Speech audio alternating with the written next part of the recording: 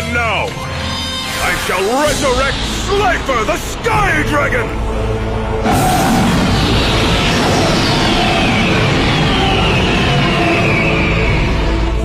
Oh man, he just brought back an Egyptian god! Slifer's attack points are determined by the number of cards in my hand. And since I'm holding 4, he now has 4,000 points! Hey guys, this is Slifer Maniac. Guys, it is the time, it's next time, I wouldn't say it another time. It's a, time for our next character of the week. So character of this week is, it shouldn't be that much surprising, Yami Bakura. Well, I have very much to say about this character because, yeah, as I already also said in my deck profile, this character very much represents for me the word eeriness, the definition of word eeriness. He also a symbolism of pure evil. There's nothing good about him. He's a scrupulous, ice cold-hearted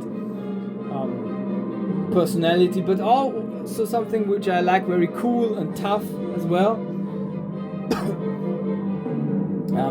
Toughness and the coolest I like. Not the other sides though. Not the other facets of his personality. He works very much with risking everything in his duels, letting his monsters destroyed in order to bring about his boss monster Dark Necrophere, letting the opponent fool the opponent in order to making him or her believe that they are confident, and by winning the duel, and with this confidence comes even overconfidence, which leads to the very fact that he slowly and remorselessly takes this as an advantage to make the strength of his opponent his weakness, and in order to exploit the very deficits, he then all of a sudden, and with a ruthless fast pace, then ultimately making a finishing blow to the opponent, which then of course freezes her fast in his tracks. Most of the times it's his. There was also male duelists against which he was fighting or dueling. Yeah, and of course, as I already said, this character, of course, is the Yami Marik. It has Yami Marik, I would say Yami Bakura, is a spirit which inherits or possesses the body of Bakura with the mighty power of the Millennium Ring, which Tristan in Duelist Kingdom got rid of, but it came back to Bakura again, and is in the Dawnal Duel and in the Millennium Arc. We of course witness why, because Bakura very much looks like Yami Bakura in the ancient times, so there's you may say they are a kind of soulmates. Yeah, and of course Yami Bakura came back to make the revenge against the pharaoh. He was a thief in old ancient Egypt, which wanted to inherit the throne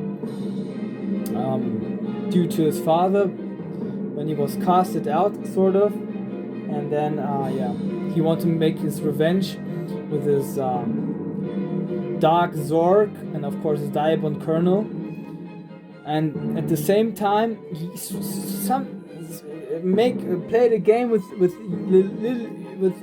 Yami Yugi, and then split himself sort of in 3, because at the same time a spirit was gaming and dueling against the little Yugi, and in the ancient Egypt it was like a recall or a flashback in which Yami Bakura faced the pharaoh.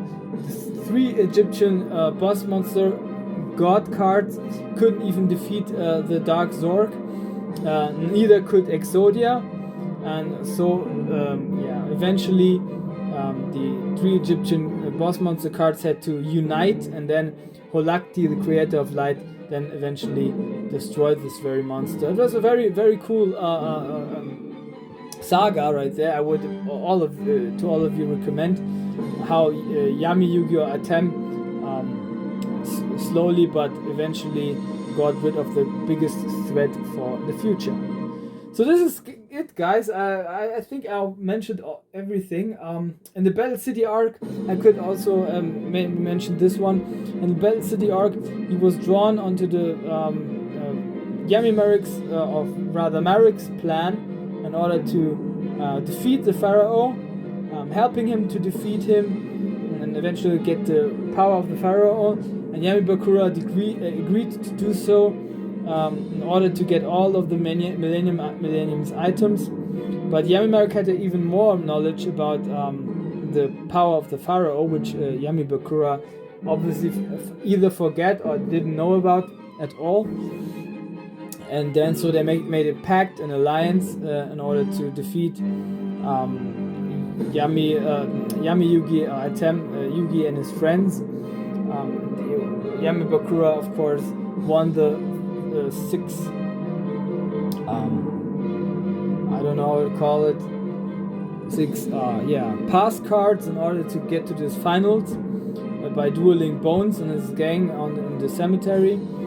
And then they were fooling everything because they also thought that Marik would be a good friend who saved Bakura, who was sick by the time or weakened. And then they split up.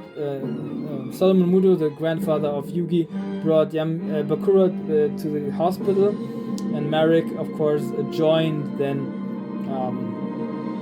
Yugi and his companions onto the Battle City finals. And then, of course, Bakura also popped up as Yami Bakura, but was fooling in the first place everybody, saying he was a normal Bakura. Yeah, and then eventually facing the Pharaoh but losing at the last second, you might say, because his strategy almost succeeded in beating off Yugi. So that is how strong his deck and strategy and tactics were. So in the last second, Yami, Yugi, or Atem summoned Life of the Sky Dragon and then won the game. But Yami Bakura is that much of a scrupulous diabolical demon-like character that he tried to sacrifice the body of Bakura in order to win the game, which Yugi then hesitated to do. But at the last second, Yami Bakura stepped out of this plan because he feared of his body to be damaged, that the very body that he possesses. And then Yami Bakura lost the game. But he was still around, and in a titanic struggle, he then again, of course, with the normal Marik spirit, who wanted to reclaim his own body against Yami Marik, he challenged then Yami Marik again with together with Yami Bakura with the Marik spirit against Yami Marik, but also did fail.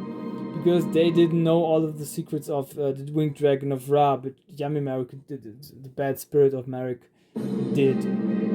It's very Egyptian themed, of course, because these bad spirits, you might say, also in old Egypt there exists the Ka, of course, which is like a double spirit from your soul, being in your body also.